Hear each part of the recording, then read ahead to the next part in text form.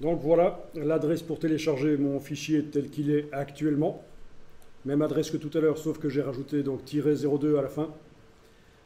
Aucune obligation, c'est juste si vous avez un petit problème avec votre fichier et que vous voulez redémarrer avec le mien.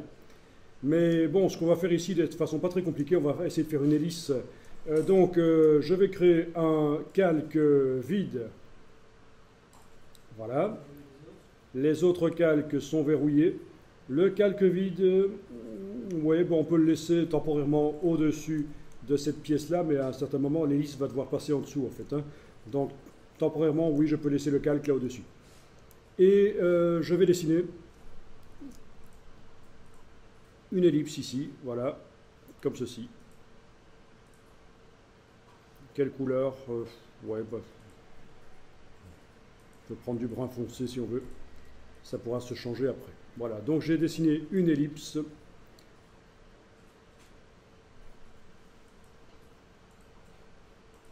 Alors ce serait peut-être bien que l'ellipse soit à la même hauteur que le centre du cercle. Et pour faire ça, il faut que je réenclenche les repères commentés. Menu affichage, repères commentés. Menu affichage, repères commentés, comme ça, à un certain moment, voilà, quand le centre de mon ellipse ici va correspondre au centre du cercle, ça va me le dire. Quand je bouge là, à un certain moment, je vois, voilà, là ça devrait être bon.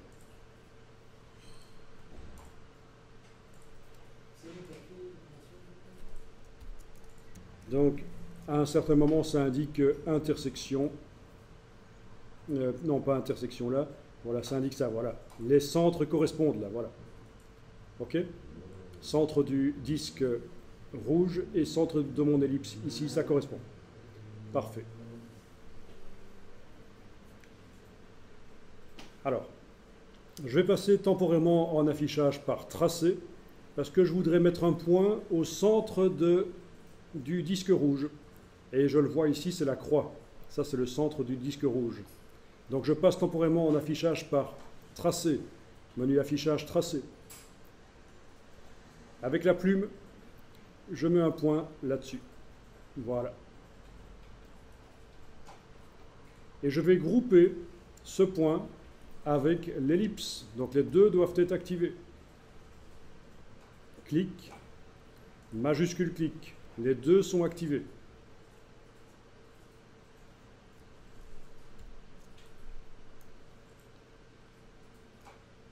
Objet associé.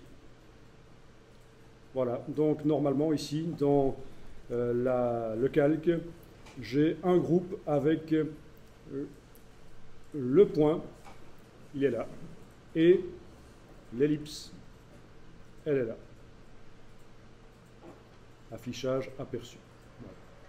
Et donc vous avez compris que la transformation, nous allons la mettre sur... La transformation, nous allons la mettre sur en fait le groupe. La transformation qui va faire quoi? Mais qui va multiplier cette hélice plusieurs fois en fait.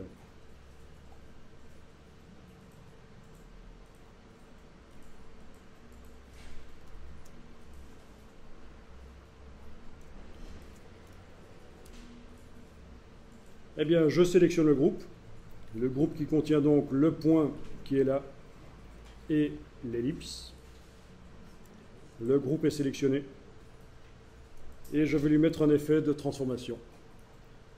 Effet, distorsion et transformation, transformation. Effet, distorsion et transformation, transformation. Je mets un effet sur le groupe. Et je dis que le centre de rotation, ça va être la partie la plus à gauche de mon objet. Donc je dois indiquer ici que le point de référence, c'est celui-là.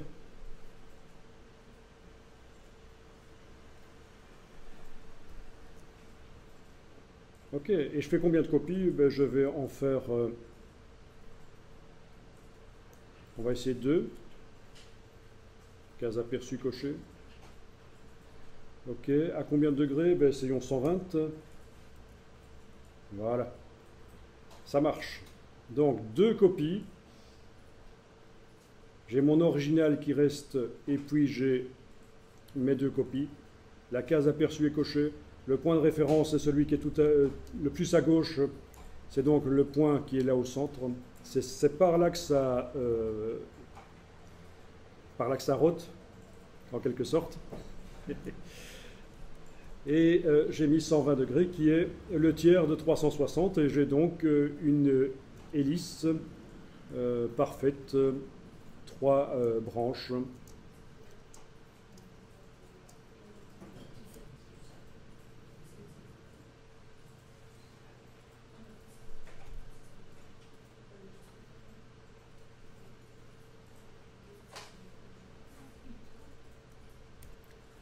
Ok, donc à partir de là, si je vais modifier la géométrie de mon hélice, je vais pouvoir évidemment faire en sorte que ça se répercute sur les deux autres. Waouh! Pas évident de trouver une couleur qui permet de bien voir les vecteurs.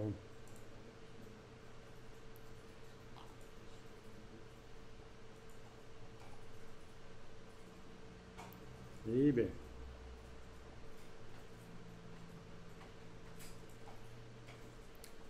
Ok. Donc, si j'y vais avec la flèche blanche, donc d'abord, si j'y vais avec la plume, je suppose que vous savez qu'avec la plume, si je m'approche d'un endroit où il n'y a pas de point, elle se transforme en plume plus et quand je clique, ça rajoute un point. Voilà. Si je m'approche d'un endroit qui a déjà un point, ça l'enlève. Voilà, ça c'est déjà une première chose. Ajouter des points sur l'hélice et en enlever. Ensuite, je vais pouvoir déplacer. Voilà. Et bien entendu, tout ce que je fais ici va se répercuter sur les transformations, sur les autres. C'est ça qui est génial.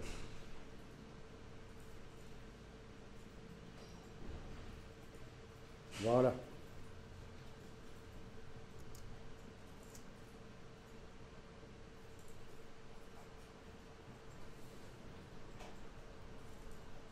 Ok. Je peux même mettre un dégradé dessus. Dégradé, dégradé.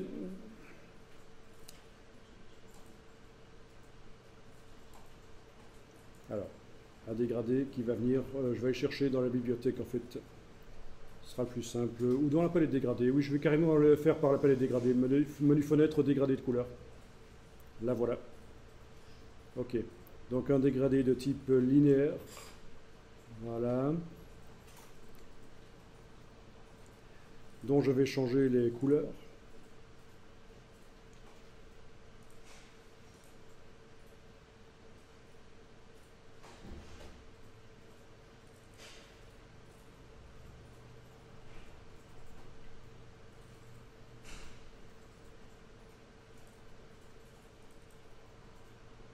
Voilà, donc c'est vous qui voyez comment vous gérez le truc, mais en tout cas, voilà, le fait est que quand je change l'objet ici, ça modifie tout ce qui a, toutes les répétitions.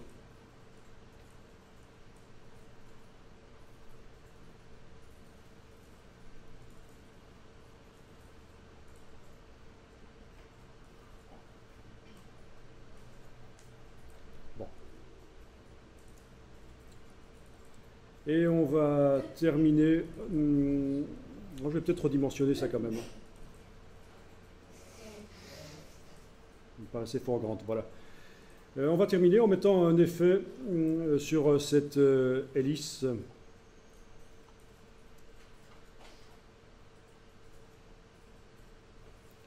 Un effet de flou radial et on va voir ce que ça va donner.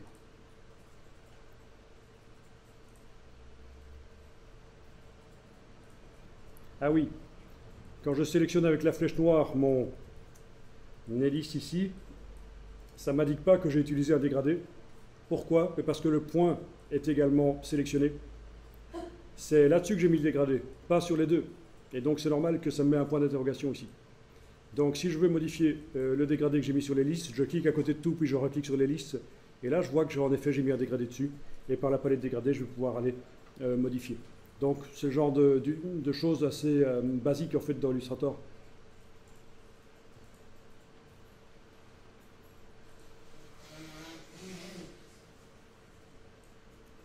Ok. Et donc voyons ce qui se passe si je mets un effet spécial sur le groupe. Alors ça va être un peu compliqué si je mets deux effets spéciaux sur le groupe, c'est-à-dire un effet spécial qui fait une transformation manuelle, pas manuelle, une transformation, un effet de transformation, et en plus mettre un effet de flou. Ça risque d'être un peu compliqué, vous voyez. Donc sur le groupe ici, j'ai déjà un effet de transformation. Alors ce que j'ai intérêt à faire peut-être, c'est créer un groupe qui va contenir ce groupe-ci. Ce sera plus simple pour gérer les interactions entre les effets spéciaux. Donc objet associé, ça n'a pas marché, forcément c'est un groupe, donc on va faire autrement. On va faire, excusez-moi, nouveau groupe, en fait on va faire un nouveau groupe dans la palette des calques. Donc votre calque est activé, vous allez dans le menu de la palette des calques et vous faites un sous-calque qui n'est autre qu'un groupe en fait. Donc votre groupe étant activé, le calque 8, normalement chez vous, vous allez dans le menu de la palette des calques et vous demandez de faire un nouveau sous-calque et vous obtenez ceci, qui est une espèce de groupe, mais vide, dans lequel je vais glisser mon groupe. Voilà. Donc dedans, j'ai mon groupe qui a l'effet spécial de transformation. Et alors sur ce sous-calque, que je sélectionne ici, je vais mettre un effet de atténuation flou radial. Voilà. Atténuation flou radial, mode rotation. Voilà, mode rotation. Il ne fonctionne pas super bien ici en fait. La preview devrait me montrer que je suis en zoom quand je choisis zoom. Voilà. Et voilà, j'ai l'ellipse. Alors c'est beaucoup trop, mais je vais modifier ça. C'est beaucoup trop pour faire ce que je veux faire. Donc sur le sous-calque ici, je vois que j'ai mis un flou radial, je clique sur le mot flou radial et je vais mettre une valeur moins élevée. Voilà. C'est plutôt ce genre-là.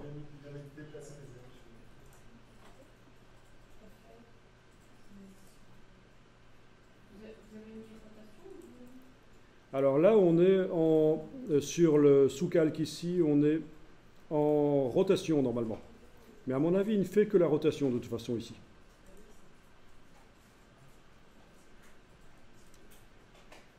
Voilà.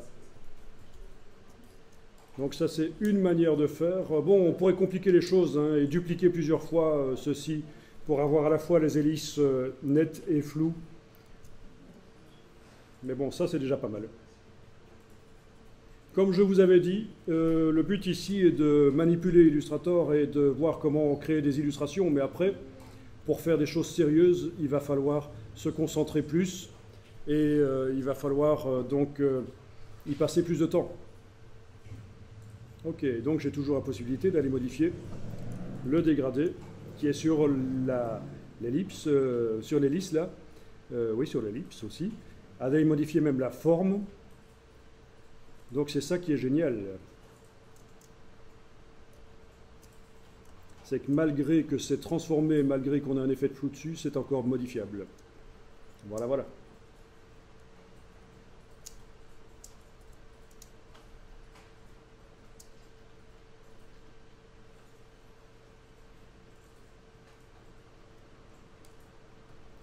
Ok.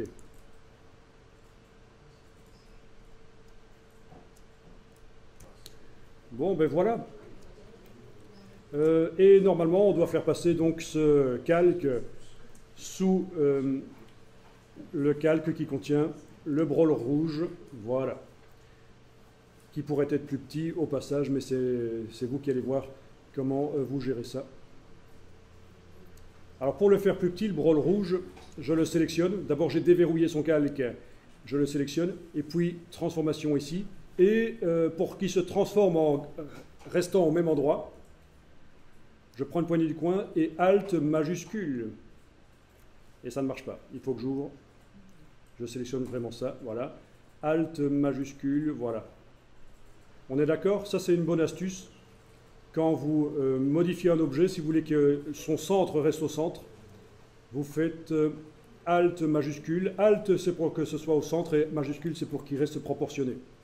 Donc je suis en train de travailler sur l'objet ici, ce qui était sur le calque. Donc j'ai déverrouillé le calque, j'ai ouvert le calque, j'ai sélectionné l'objet. Je prends l'outil de transformation. Une poignée du coin. Voilà. Ça va vous éviter bien des problèmes, parce que sinon, si vous ne connaissez pas le système de la touche Alt, chaque fois que vous transformez, vous allez devoir après repositionner l'objet au bon endroit. Donc Alt, c'est comme dans Photoshop d'ailleurs, permet de transformer en gardant l'objet au centre, là où il est.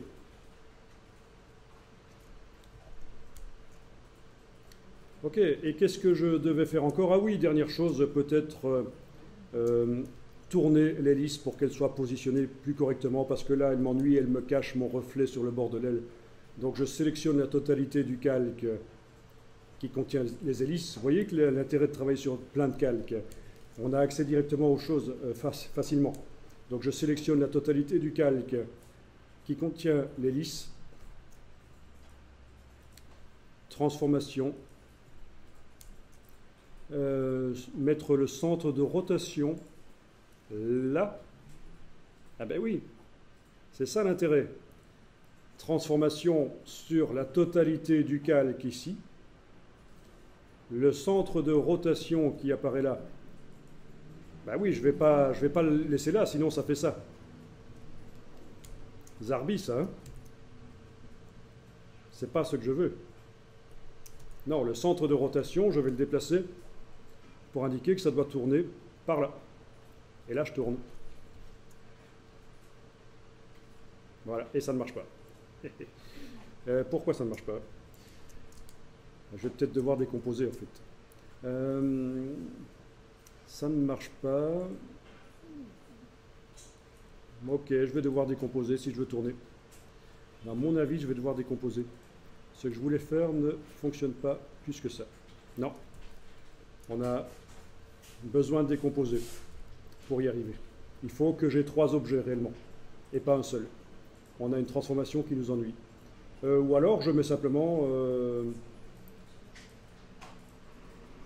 ouais, je peux à nouveau créer un sous-calque. Voilà. Nouveau sous-calque. Déplacer le sous-calque dedans. Mettre un effet de transformation dessus. On va voir si ça marche.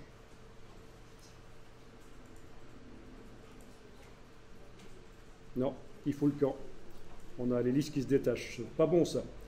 Donc mauvais, j'annule la création de mon sous-calque. Je suis donc avec la même situation que vous. Un sous-calque sur lequel j'ai l'effet de flou radial. Et dans ce sous-calque, un groupe sur lequel j'ai l'effet de transformation qui me duplique 2 fois à 120 degrés mon hélice. Donc pour arriver à tourner l'hélice, dans ce cas-ci, je vais devoir carrément dupliquer le calque. Dupliquer le calque qui contient l'hélice. Voilà. OK. Ceci, ça va être mon backup. Ah, c'est un peu compliqué. Hein. À ce niveau-ci dans Illustrator, ça devient un peu compliqué. Donc, j'ai dupliqué le calque pour avoir un backup. Et le backup, il est verrouillé et je ne le vois pas. Donc, c'est juste pour pouvoir aller chipoter là-dessus. Le temps de décomposer l'aspect. Donc, je vais demander ici de décomposer l'aspect.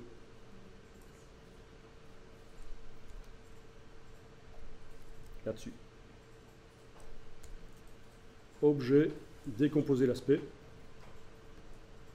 Ah oui, vu qu'il y avait un flou, il m'a fait une image. Donc là, ça va tourner sans problème en fait.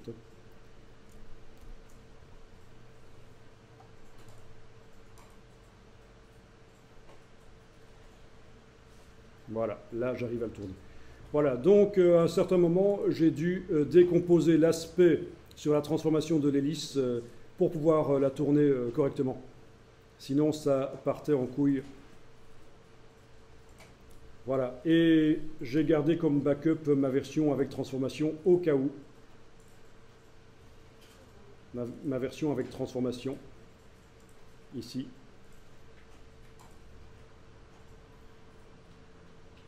au cas où. Donc le dissocier, vous faites sur le... Je vais répéter si vous voulez. Je vais revenir en arrière.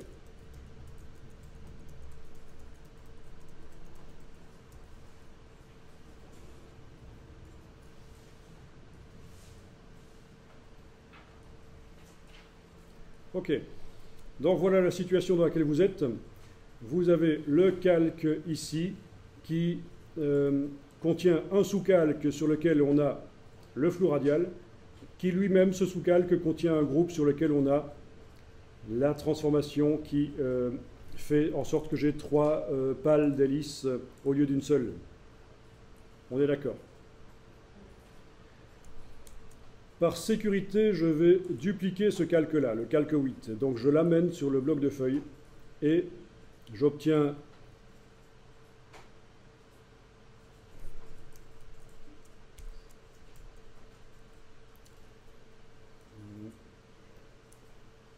oui, c'est bien ça. Je vais l'amener sur le bloc de feuilles. J'obtiens calque 8 copies. Je verrouille le calque 8, j'enlève l'œil. Voilà, donc ça c'est mon backup. Je vais indiquer ici ma sécurité, au cas où je foire la suite de l'illustration. Voilà. Et sur le calque 8 copies, sur le groupe, je vais demander de décomposer l'aspect. Donc c'est-à-dire que la transformation va disparaître de la palette aspect quand ce groupe est sélectionné. Il ne va plus y avoir la petite cible grise. Je vais avoir réellement, physiquement, dans le groupe, plutôt que d'avoir une pale d'hélice, je vais en avoir 3. Et en fait, ça va, vu qu'il y a un flou dessus, ça va me créer une image. Objet, décomposer l'aspect. Voilà, ça m'a créé une image. À cause du flou. Pour rendre le flou, il a dû créer une image. Et à partir de là, c'est là que si je prends l'outil sur ce calque 8 copies, si je prends l'outil de rotation, de transformation ici, et que je dis que la transformation se fait par le centre ici, je vais pouvoir tourner très facilement les hélices. Voilà. Et les repositionner où je veux. On pourra même faire une animation GIF. Voilà. Mon but était que l'hélice, finalement, ne passe pas devant mon reflet, ça m'ennuyait. Bon, c'est compliqué, mais c'est Illustrator. Illustrator, il y a plein de gens qui détestent, mais c'est pas si compliqué ça une fois qu'on a compris la philosophie, en fait. Hein. Et aussi une fois que vous avez compris qu'il faut régulièrement sauvegarder les documents au cas où ça foire pour pouvoir revenir en arrière facilement. Bien, donc vous me dites que quand vous sélectionnez votre calque 8 copies, là qui contient donc l'image, la décomposition de l'aspect, et que vous prenez l'outil de transformation manuelle, vous n'avez pas la petite cible ici. Bon, c'est pas grave, vous allez le faire à l'ancienne. Et quand vous serez dans CC, vous aurez certainement la cible. Donc ici, nous avons l'outil rotation. Voilà, avec l'outil rotation, vous avez la cible qui apparaît. Il suffit en fait de cliquer à un autre endroit, là, voilà, pour la mettre. En fait, on ne la déplace pas par clic et glisser, on clique pour indiquer où on la met. Une fois qu'elle est mise, vous vous éloignez et vous tournez. Bon, le problème, c'est qu'il va falloir chaque fois qu'on tourne, recliquer au centre là pour faire ça. On est d'accord? Donc je répète, si vous êtes dans C6, que dans l'outil de transformation, vous n'avez pas la petite cible que j'ai ici, vous allez prendre l'outil de rotation, qui est un vieil outil Illustrator, donc toujours en ayant mon calque sélectionné. Je vais cliquer au centre ici, m'éloigner sans enfoncer le bouton à souris, pour y faire un clic et glisser, ça tourne. Je reclique, clic et glisser, ça tourne. Donc finalement, on y arrive même dans C6.